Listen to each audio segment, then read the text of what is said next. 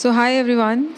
In this video we are going to understand the theory of production. This is an introductory video. So here I am just going to briefly explain you various concepts that we use in the theory of production.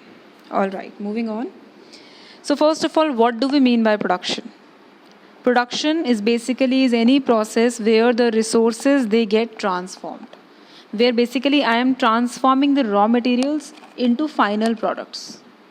What are these raw materials? These raw materials are inputs, and these inputs, by the process of production, get converted into outputs. So, if you can see this, here the input is going into the process of production, and whatever I get from the process, that will be called my output. Moving on, inputs. Inputs is anything that will go into the process of production. So here I have various examples. In economics, we generally take raw materials, labors, land, capital, machinery, entrepreneur, technology. All these things are my inputs. All these things will help me to convert a raw material into a final product. So all these are the inputs. It's basically any good or any service that goes in the process of production. Moving on, we have output. Output is anything that is going to come out of the process of production. Okay, it is a final product that the producer wants to sell. So here I have some example. Let's say my raw material is input. My raw material is cotton. Now, if this cotton I am using in the process of production, I might make cloths. So cloths are my output. Similarly, taking an example of jute, this is raw jute. So that this can be my raw material or this can be my input. I can convert this jute into very beautiful jute bags. So jute bags is my output.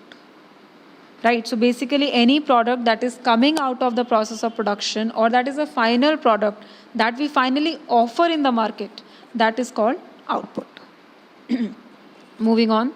Next thing that we have in the production is the short run and long run. Now short run, as we can see, it is basically a time period.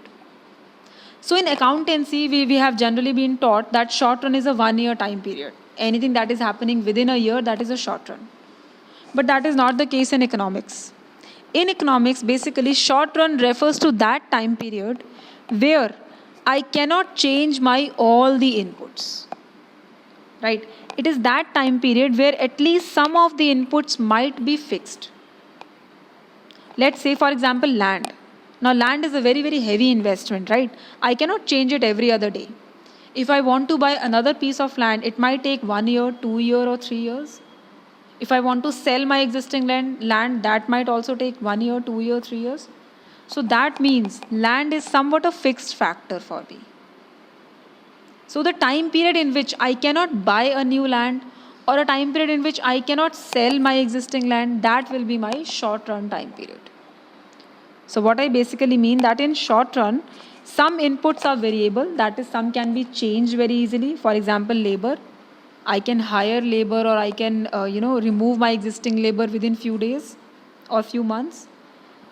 On the other hand, some factors are fixed which require some time to be changed. So for example, capital, money, investing a lot of money takes time period. So in short run, some are fixed and some are variable. And one thing very important that we have to know is that in short run, the production can be increased only by increasing the variable inputs. Right? So short run is that time period where I have a limitation. If I want to increase my production, I can only increase with the help of variable factors. The fixed factor has to remain fixed at that period of time. So this is a short run behavior. Next we have is long run. Now long run, as you people can easily make it, it refers to that time period where I can change all my inputs. Okay, it can be 2 years, 3 years, 5 years, where I can buy a new land, where I can buy a new very heavy machinery, where I can raise a lot of money. So that is a long run time period. Right? Now, keeping again one thing in mind, in long run, production can be increased by increasing all the factors. Whether they are fixed or variable, both of them can be changed. So basically, in long run, there is no fixed factor. all the factors are variable. That is a long run time period. So these are some concepts that we study in the theory of production. Then we have fixed and variable inputs. This again comes from in the examination point of view. You people have already understood. Fixed inputs are those which we cannot change, and variable inputs are those which can be easily changed, whether in long run or in short run. So some examples of variable inputs could be labor, raw material. These can be changed very easily. On the other hand, some examples of fixed inputs could be land, capital, heavy machinery. These cannot be changed every now and then, so they remain our fixed factors. So these are some of the concepts that we understand in the theory of production. Now comes production function. What do we mean by production function? Now, function, it is a mathematical relationship, mathematical representation of any relationship. When we try to put a relationship between two things in a form of an equation, in a form of a mathematical representation, then that is called function. So for example, in the theory of production, there is a relationship between input and output. We know that if input will increase, the output will increase, or vice versa. It is going to be like that. So that means there is a relationship between them.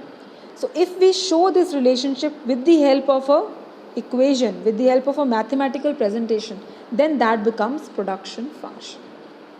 So here I can say output, x is my output, as you can see. It is a function of various inputs. Right? X is a function of various inputs. I will put some of the inputs, and based on these inputs, I am going to get some of the output. So any equation that tells me that how many inputs are required to produce this level of output, then that becomes my production function. So this is the concept of production function. Alright. Next, this is the last slide. Here what I have explained is that what we have in this entire theory of production. As we have understood, under production function, we basically divide into two various time periods. First is the short run time period, and then we have a long run time period. Short run time period, where certain factors are fixed, I can only increase my production with variable factors. And long run is that time period where I can change my entire scale of production. All the inputs are variable. So when we study the production function in the short run, we call it law of variable proportions. We are going to understand this in detail in the next video. And when we study the production function in the long run, then we call it law of returns to scale. This we are also going to do in the coming videos. So this is a broad chart that completely covers what we have under the theory of production. Under the theory of production, we basically study two very important laws. First law is the law of variable proportions. Second law is the law of returns to scale. And they both depend on the short run and long run time periods respectively. Clear? So in the next video, we are going to study about the law of variable proportions. Thank you so much.